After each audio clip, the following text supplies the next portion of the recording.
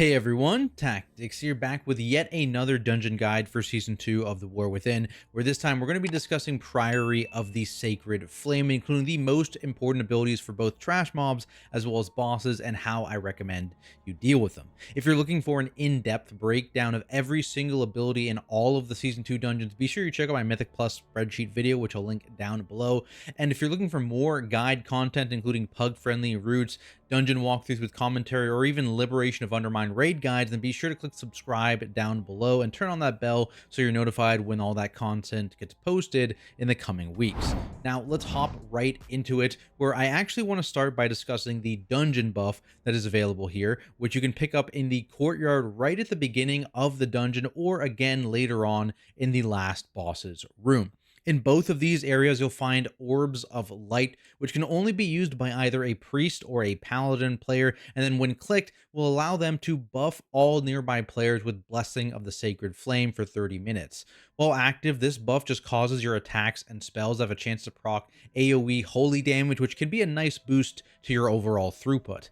This buff is lost on death, however the orbs themselves never actually despawn, so you can have your priest or paladin player interact with them again to rebuff any players who may have lost their blessing. From there, let's talk about the mobs before the first boss, where the most common one is definitely the Arathi Footmen. They have a single ability in Defend, which is a channel that will cause all nearby allies to take 50% reduced damage while it holds. You can use CCs here like stuns, like fears, like knocks, and this will cause the channel to end immediately, while also putting a damage taken increase on the footmen themselves, so make sure you do that to make your packs go faster.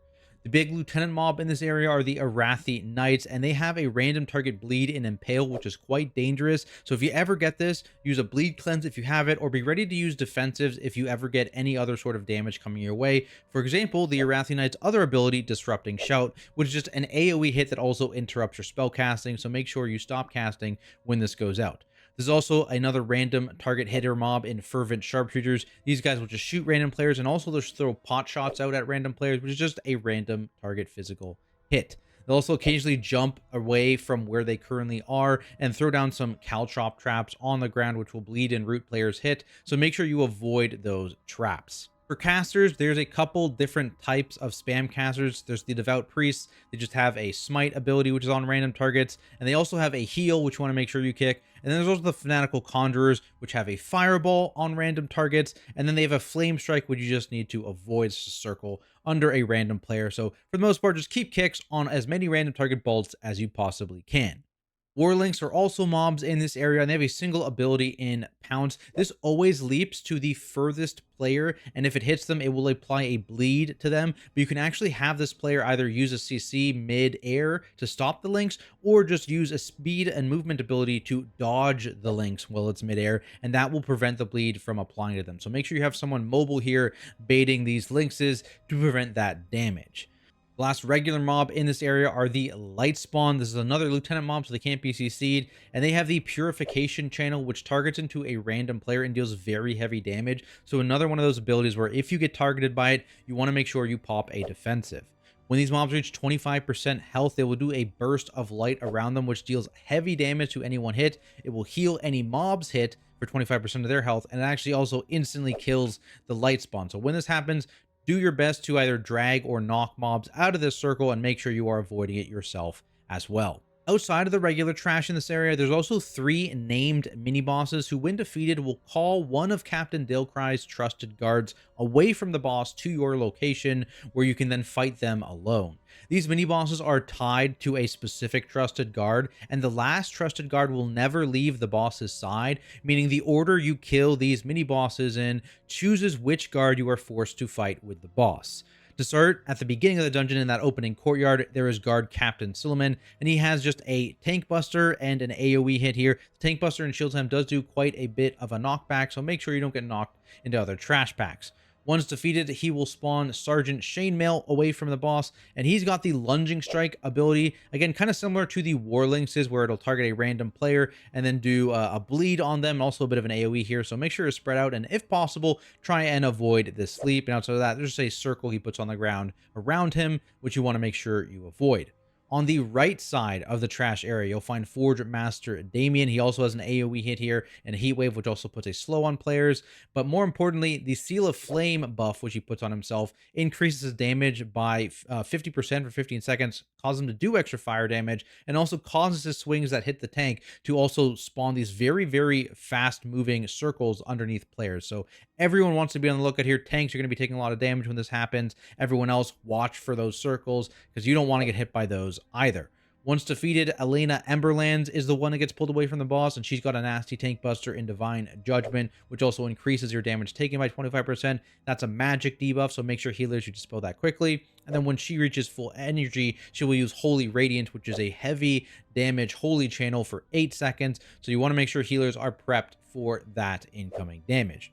On the left side is the remaining mini-boss. Note that I do not actually recommend you kill this one in the root, because this last Trusted Guard is the one I recommend you fight with the boss. Regardless, we'll talk about her. High Priest Amia. She just has a random target smite ability, so keep kicks on that. And she'll also occasionally use Reflective Shield, which absorbs a bunch of incoming damage and reflects 40% of it back at players. This can be quite dangerous if you have any big bursty abilities.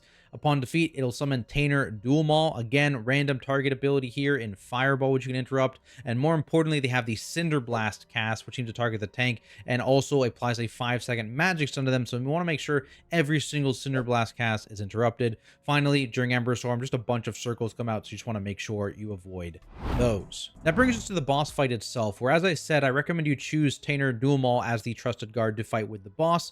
Regardless of who you choose, that Trusted Guard is going to gain a massive health boost well near the boss, but will also share damage taken and just despawn entirely once Dailcry is defeated, so you never actually need to focus damage into them. However, cleaving them does give you more boss damage. While Tainer has a spam cast and Fireball, like I mentioned, you actually really only care about using your spare kicks on that. Instead, you want to make sure you have a kick assigned to Cinder Blast every single time to get that, and one kick assigned to the boss and his Battle Cry cast. Otherwise, that'll deal a big hit of group damage and also enrage the Trusted Guard. Anything else from there you can put in the bolt, but they actually don't deal a ton of damage on their own, hence why I even recommend pug groups fighting with that mini-boss. For other abilities, Hurl Spear is a line attack at a random player that you just want to make sure everyone avoids, and Pierce Armor is a tank buster, which also applies a nasty bleed, so make sure you either have defensive coverage or a bleed cleanse ready. Outside of that, when the boss reaches full energy, he'll use Savage Mauling, leaping to a random target and immobilizing while dealing physical damage to them. To stop this channel, you must break the absorb shield the boss gains when this cast goes out. So if the boss is starting to approach full energy, it might be a good idea to pool a bit of damage for when that happens. And if you're the target here, make sure you use a defensive. Moving forward here, we have a lot of the mobs we've already discussed. You've got more of those caster mobs, the priests, the conjurers are all in this area. There's a couple new mobs to be aware of. First are Templars. These guys basically just hit your tank. They have a couple of buffs they put on themselves, which let them hit the tank harder, so be aware of those guys. No, one of them is a magic buff, so if you have a purge or a spell seal or something like that, you can remove it, but the other one is just a physical buff, so tanks are just going to be taking quite a bit of auto attack damage from these mobs. Paladins are the other new mob in this area. They'll occasionally drop a consecrate circle underneath themselves, so make sure you don't stand at that. And more importantly, they will sacred toll intermittently, which deals a decent chunk of holy damage to your entire group. So be careful if this ever goes out with other sort of like random casts going out or other forms of damage, you may need to use a defensive. Now, in this initial room, you'll have to defeat 2 sets of ads, and then the boss will jump down and you'll be able to engage him. And this boss fight has a ton of ground effects that go out on multiple players. So as a general strategy here, you do want to try and play together on one side of the room and then move across as abilities are baited onto you. Before discussing those abilities, I do want to touch on his max energy cast, Vindictive Wrath. This lasts for 20 seconds and it empowers his melees, but it also increases the potency of any other ability he casts while this buff is active, so you need to be especially aware. Now, in terms of the abilities that can be empowered, to start, there's Hammer of Purity, which drops an AoE under 3 random players, which then explodes into multiple spinning hammers that slowly spiral outwards. As previously mentioned, you have a lot more safe space if you group up these AoEs together, so I recommend pulling the boss over to one side of the room, stacking up, and then when these come out, you just move across to the other side of the room, and you're safe from all those hammers. When empowered, this ability now targets all 5 players, meaning more hammers are going to be spinning around the room. But again, if you use that strategy, basically nothing changes, and this is the easiest empowerment to deal with. Next up is Sacrificial Pyre, which spawns a circle on one of the 4 points of the compass in the center of the room. After 30 seconds, this circle will explode for lethal damage. So to prevent this, you need to have players run into the circle, which is a pulse of raid damage and applies a stack of Sacrificial Flame to the soaker while knocking them back. Usually this requires 3 soaks to remove. However, if empowered, it will require 5 soaks, which leads to a lot more group damage. The dot applied to soakers can also get dangerous very quickly, so you want to use things like immunities to soak without gaining the dot, or just rotate who your soakers are and aggressively use defensives or group cooldowns or healing cooldowns, whatever you have. Tanks are also usually able to take 2 stacks relatively safely here, as long as you pop a defensive at the same time, so that can be quite helpful when this ability is empowered. Remember not to soak all the stacks too quickly though, because the soaks again do hurt your entire party, even if a lot of that damage comes from the dot. The fight also has an important interrupt and burning light, which will heal the boss if successful on top of doing damage, so you want to make sure everyone is watching for this cast to go out, and when empowered, this cast time is halved, so you need to be very quick on your interrupts. Finally, there's Castigator's Shield, which is fired at 3 random players, dealing damage and slowing them while also spawning a 12-yard AoE under them that explodes after a few seconds. This is handled again the same way as that Hammer of Purity ability, just have your group be relatively stacked and then move as a unit away when the circles spawn. When empowered, this attack targets all 5 players again, so there's more group damage happening and a couple more circles to avoid.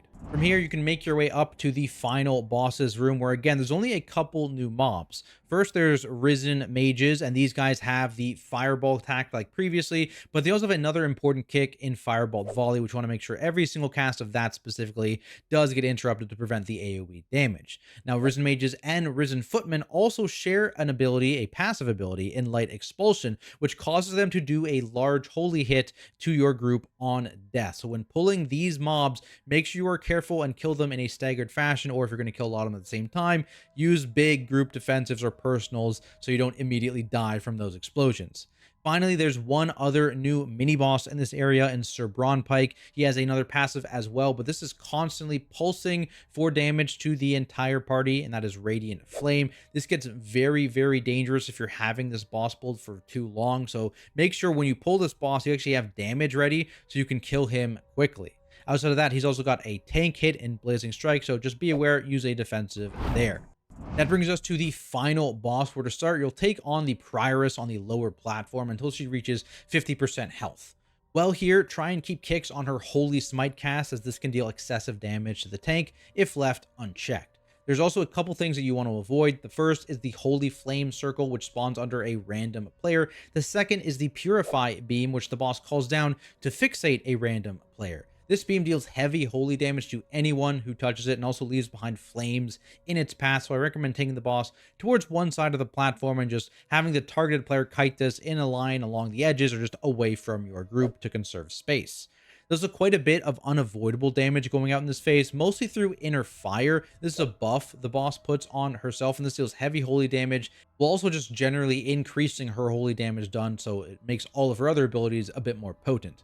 This is especially scary when combined with the Blinding Light cast, which disorients anyone who looks at the boss after the cast completes, and also no matter what, it'll deal a hit of holy damage to you. So when this cast happens, if it ever overlaps with that Inner Fire buff that we just talked about, make sure you press a defensive, as that is kind of the scariest moment of the fight.